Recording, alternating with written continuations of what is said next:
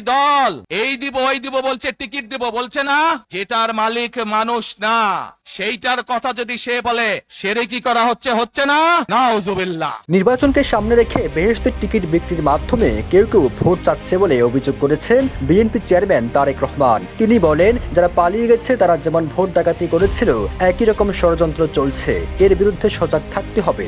জনগণের সমর্থনে ক্ষমতা গেলে নবীজির মতো ন্যায়পরায়ণতার সঙ্গে দেশ পরিচালনা করবে বিএনপি।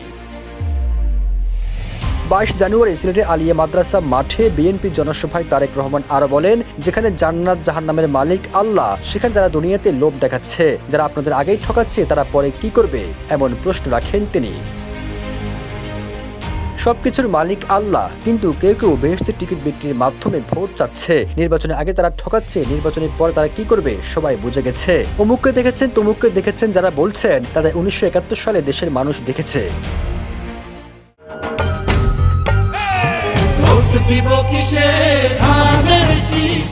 ষড়যন্ত্র চলছে উল্লেখ করে সমাবেশে তারেক রহমান আরো বলেন, দেশের কোনো কোনো মহল ষড়যন্ত্রের চেষ্টা করছে। মধ্যপ্রাচ্য সহ বিভিন্ন দেশে পোস্টাল ব্যালট ডাকাতি করা হচ্ছে। যারা পালিয়ে গেছে তারা যেমন ভোট ডাকাতি করেছিল একই রকম ষড়যন্ত্র চলছে, এর বিরুদ্ধে সজাগ থাকতে হবে।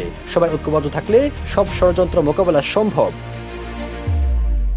নির্বাচনে ধানের শীষকে বিজয়ী করার আহ্বান জানিয়ে তারেক রহমান বলেন, টেক ব্যাক বাংলাদেশে অর্ধেক পূরণ করেছি, স্বৈরাচার মুক্ত হয়েছে, গণতন্ত্রের পথে যাত্রা শুরু হবে ধানের শীষকে বিজয়ী করার মধ্য দিয়ে। গত 16 বছর এই দেশকে অন্য দেশের কাছে বন্ধক দেওয়া হয়েছিল জানিয়ে তিনি বলেন, এজন্য বলেছি দিল্লি নয়, পিন্ডি নয়, নয় অন্য কোনো দেশ, সবার আগে বাংলাদেশ। সবুজ আলম, নিউজ ডেস্ক, ইত্তেফাক।